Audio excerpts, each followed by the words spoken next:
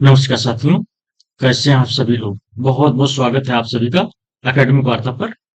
पिछली क्लास में हम लोगों ने मुगल साम्राज्य के अंतर्गत बाबर को और हुमायूं और शेरशाह सूरी को पढ़ लिया था। आज हम लोग पढ़ने वाले हैं अकबर को। तो क्लास में बने रहिए आप लोग।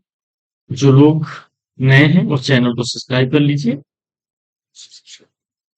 जब हुमायूं दूसरी बार गद्दी पर बैठा दिल्ली, वही जुलाई 1555 का समय है और उसने सत्ता को संभाला दूसरी बार। और जनवरी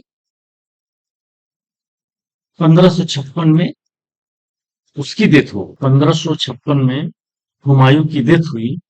उस समय अकबर पंजाब में था और जब तक अकबर ये दिल्ली आता तब तक आगरा से एक फौज आई और दिल्ली पर कब्जा कर लिया। इस सेना को भेजा था मुवारिज खान ने और आगरा से जो फौज आई उसका नेता था हेमचंद। कौन था? हेमचंद। प्रसिद्ध नाम है इसका हेमू। और इसने बाद में हेमचंद्र ने विक्रमादित्य की उपाधि धारण करी। तो हेमचंद्र विक्रमादित्य। और जो मुवारिज खां था वो शेरशाह सूरी की सेना में था। और हेमचंद्र विक्रमादित्य ने ये हेमचंद्र विक्रमादित्य ने दिल्ली पर स्वतंत्र हिंदू राज्य की स्थापना करी।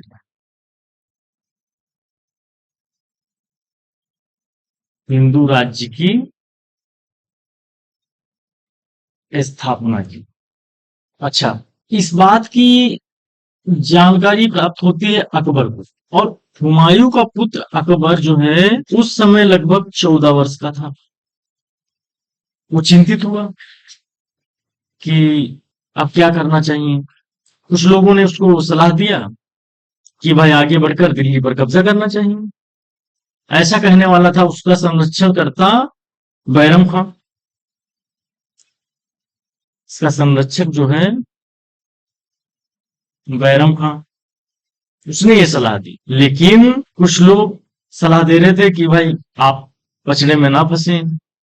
दादाजी मर गए, पिताजी हुमायूं भी जीवन भर लड़खड़ाते रहे और लड़खड़ाते हुए मर गए। लेकिन पुल का कथन वो याद है आप लोगों को? हमारे पास काबुल कंधार है, पंजाब तक का हिस्सा है। लेकिन अकबर ने अपने संरक्षक बैरम खां की बात मानी और आगे बढ़कर पानीपत के मैदान में दिल्ली के जो अंतिम हिंदू राजा हेमचंद्र विक्रमादित्य था उसके साथ युद्ध हुआ। अच्छा, युद्ध हुआ उस समय अकबर इस सेना में नहीं था। अकबर की सेना थी जिसका नेतृत्व किया बैरम खान ने।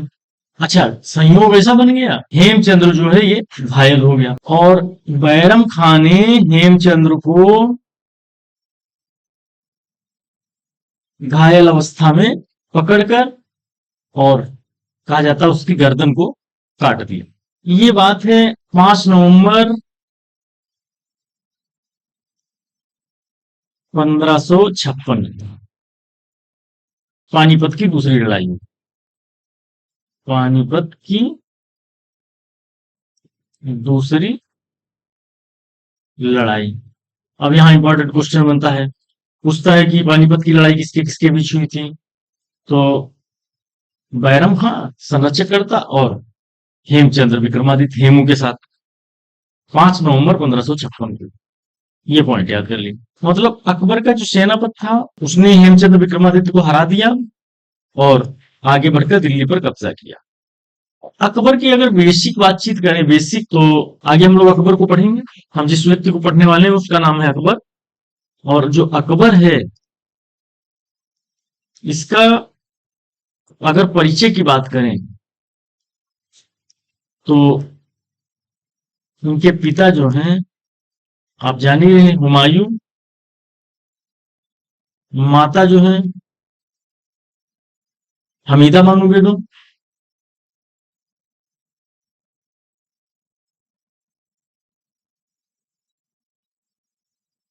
और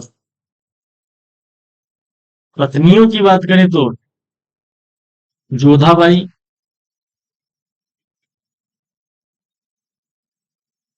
प्रसन्न। और ये जोधाबाई थी, ये जयपुर के आमेर वंश की इनके पिता थे।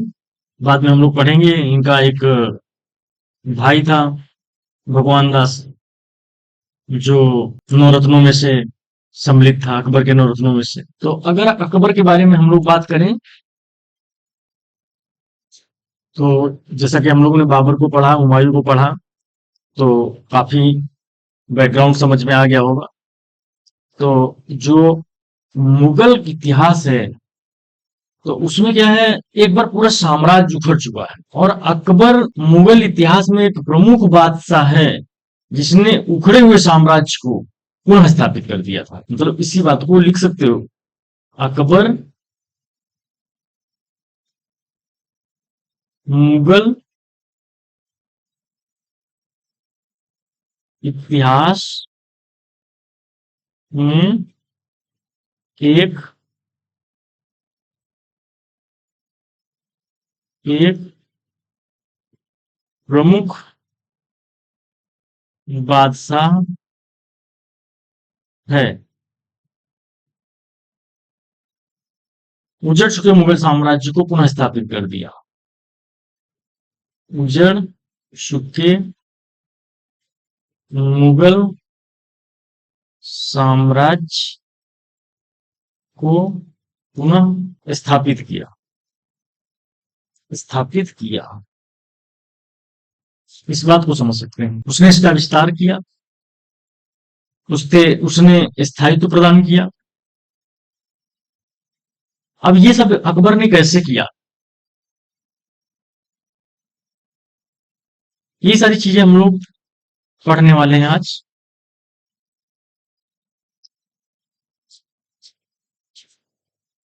अच्छा, अकबर के बारे में हम लोग देख रहे हैं, तो अगर बेसिक परिचय की बात करें, तो अकबर के पिता हुमायूं, माता हमीदा बानो बेगम, पत्नियां जोधाबाई। अगर इनके पुत्र की बात करें, अकबर के पुत्रों की बात करें,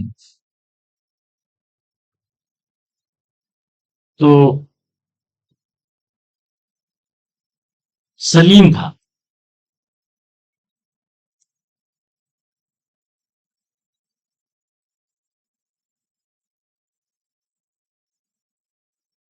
वैसे सलीम है, मुराद है,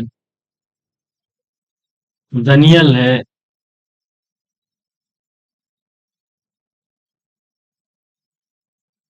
हसन है, हुसैन है, हसन, हुसैन, इनमें से सिर्फ सलीम बचा था, बाकी सबकी डेथ हो गई थी। और सलीम, कहा जाता है कि फतेहपुर सीकरी नंगे पैर गया था अकबर। ये प्रश्न यूजीसी में पूछा गया था कि कौन सा ऐसा शासक था जो नंगे पैर शेख सलीम की चिश्ती चिश्ती पर नंगे पैर गया। फतेहपुर सीकरी, तो अकबर था। कहा जाता है कि फतेहपुर सीकरी शेख सलीम चिश्ती की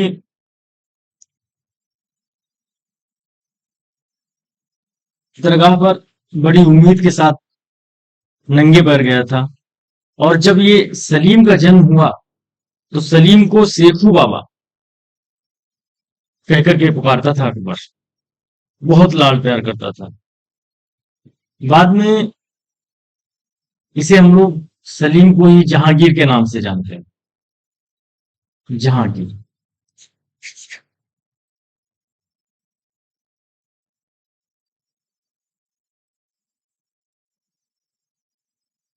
जो अकबर के बाद में राजगद्दी पर बैठेगा।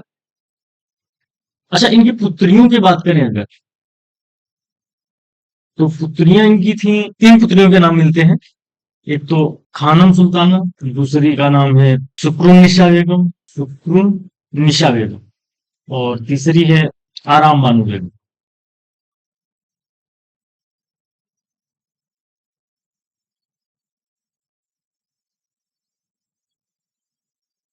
इनकी आवश्यकता नहीं, जानकारी के लिए हम बताते हैं। नेट में प्रश्न इस तरीके से बनता है, जैसे वो ये वाला बना कि कौन सा मुगल साम्राज्य में कौन सा शासक था जो नंगे पैर शेख सलीम की चिश्ती पर गया। ये यूजीसी में क्वेश्चन पूछा गया, इस तरीके से बनता है क्वेश्चन।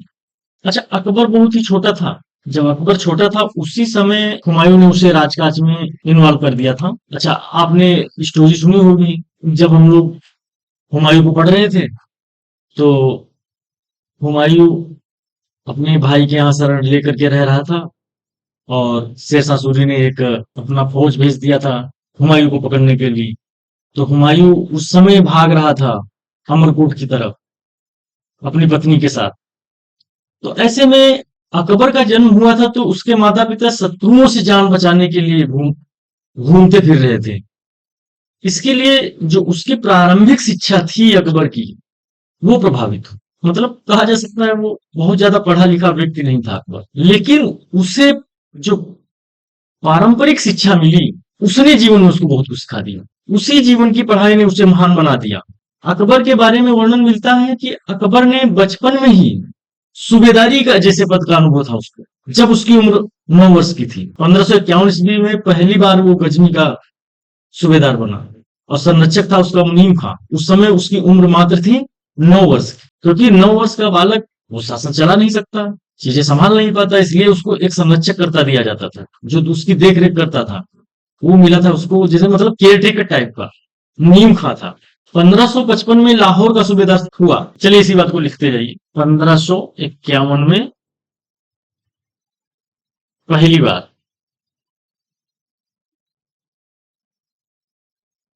गजनी का सूबेदार बना। अकबर के बारे में बात कर रहे हैं, और इसका संरक्षण करता था मुनीम खां। इसी तरीके से अब इसकी उम्र उस समय थी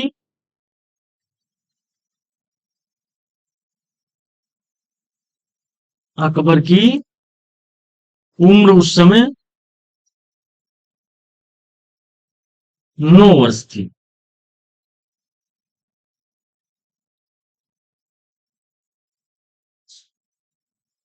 अब 9 वर्ष का बालक तो इतना आसान है नहीं, सत्ता को संभाल पाया, इसलिए संरक्षक करता था मुनीम का। उसके बाद 1555 में लाहौर का सूबेदार बना।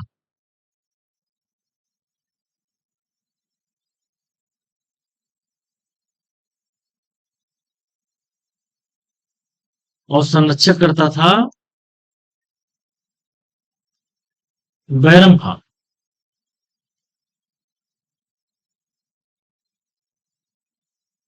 उम्र थी इसकी उस समय लगभग 14 वर्ष। मतलब अकबर के पास शासक बनने से पहले गहरा अनुभव था। आप जान ही रहे हैं, अभी बताया। जब हुमायूं की डेथ हुई, तो हुमायूं की मृत्यु होने के बाद एक सेनापति का दिल्ली पर कब्जा हो गया। वह अपने आप को राजा बोलने लगा। उसका नाम था हेमचंद विक्रमादित्य, या हेमू नाम से प्रसिद्ध है। और उसके बाद दो विकल्प थे, या तो वो काबुल गन्नार वापस चला जाए, या फिर आगे बढ़कर दिल्ली में युद्ध करे। तो बैरम खान इसका जो संरक्षक करता था, कहा नहीं, आपका कर्तव्य है, क्योंकि आप हुमायूं के बेटे हैं, आपका कर्तव्य, आपका दायित्व बनता है, आपको युद्ध करना पड़ेगा। तो बैरम खान के संरक्षण में ही युद्ध हुआ था पानीपत का। और अकबर का प्रथम राज्याभिषेक जो है पंजाब में, उसने करवा दिया था बैरम खान ने। तो इसी बात को लिख सकते हैं।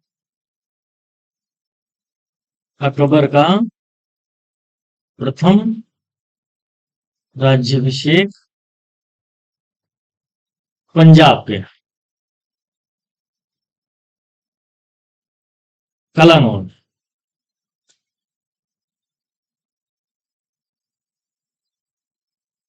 करा दिया था। किसने? बैरम खान। और अकबर को शासक घोषित कर दिया था।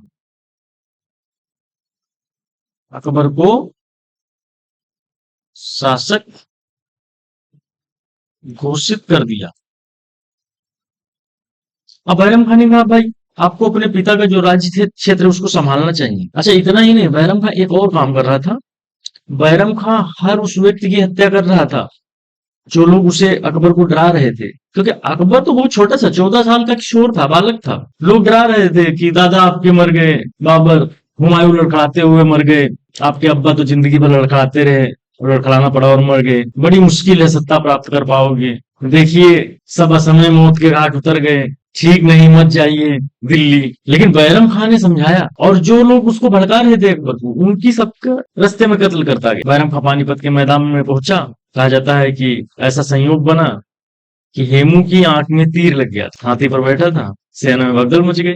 और जान ही रहे मुगल सेना छोटी मोटी थोड़ी थी, उनके सामने कौन टिक सकता है। हेमचंद्र विक्रमादित्य के मूर्छित शरीर को उठाकर लाया गया और उसका सर अलग कर दिया गया था। 5 नवंबर 1556 की बात है। 5 नवंबर 1556 की बात है। पानीपत का द्वितीय युद्ध हुआ। पानीपत का द्वितीय युद्ध हेमू और बैरम के बीच। कहा जाता है ना, जो सत्ता है ये कांटों की ताज की तरह बनी होती है। कांटों के ताज की तरह।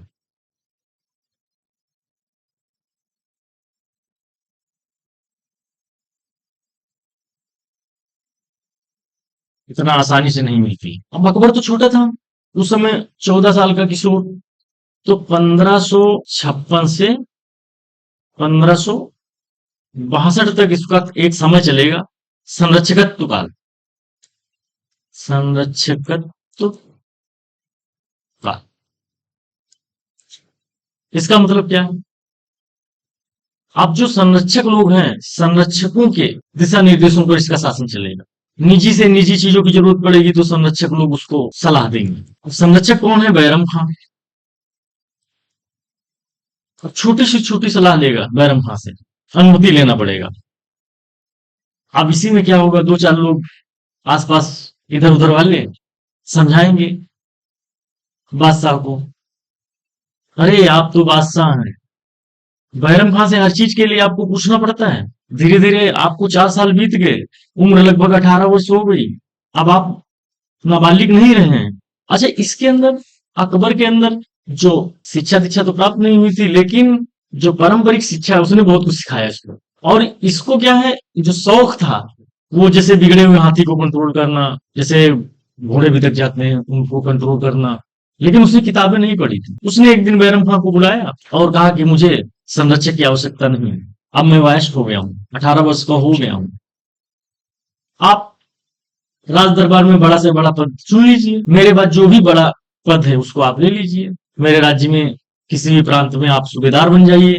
बैरम खान ने कहा नहीं, मुझे डिमोशन जैसा लग रहा है। उसने कहा हमारे पास 2-3 शर्तें हैं, उनमें आप देख लीजिए।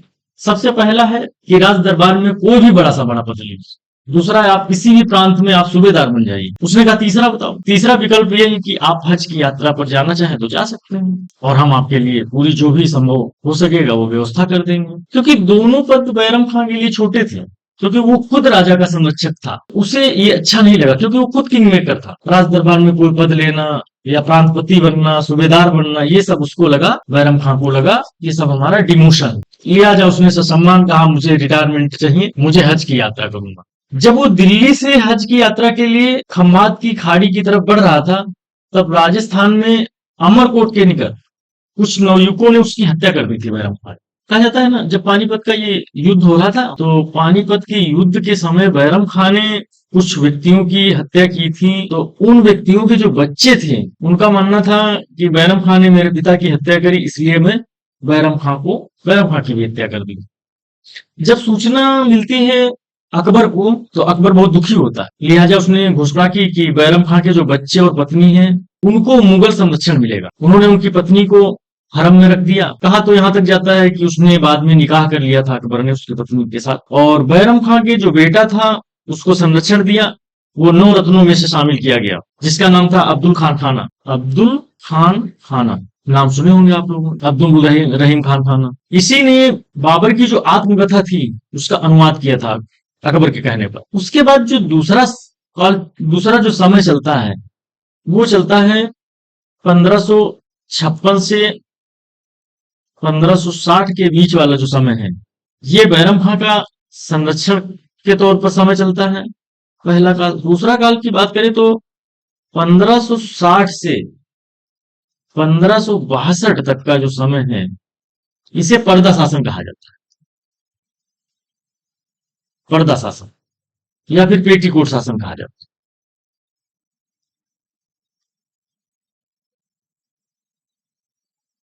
अच्छा, जब संरक्षणकर्ता बैरम खां की डेथ हो गई, तो उसके बाद में आप जानिए अकबर का जो पालन पोषण किया, उसकी माँ ने किया था, महमंगा। जैसे बैरम खां से अकबर मुक्त हुआ, माँ का हृदय मातृत्व का हृदय होता है, अकबर को सलाह देने लगी। सलाह के साथ साथ हस्तक्षेप पर उतर आई, किस पदाधिकारी को किस पद से हटाना है। लेकिन अकबर पसंद तो नहीं करता था, लेकिन माँ का सम्मान करता था, इसलिए चुप रहता था। अच्छा, एक दिन ऐसा हुआ, महमंगा के जो बेटा था, अकबर की हत्या करने के लिए साजिश रची। वो उसके सैन्य कक्ष में नग्न तलवार लेकर के पहुंचा ही था कि अकबर की नींद खुल गई थी। जो महमंगा का पुत्र था, उसको गिरफ्तार कर लिया गया और अकबर के आदेश से उसके हाथ पांव बांध दिए गए तथा छत के महल से नीचे फेंक दिया गया था, जिससे उसकी मृत्यु हो गई थी। आज यहीं तक। नेक्स्ट क्लास हम लोग बहुत इंपॉर्टेंट है, जिसमें हम लोग अकबर की धार्मिक नीतियां,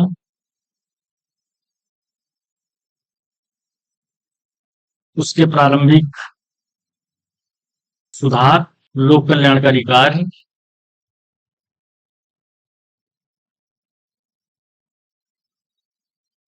मतलब कुल मिला के अकबर की महत्वपूर्ण नीतियां नेक्स्ट क्लास में पढ़ने वाले हैं। आप सभी का बहुत बहुत धन्यवाद।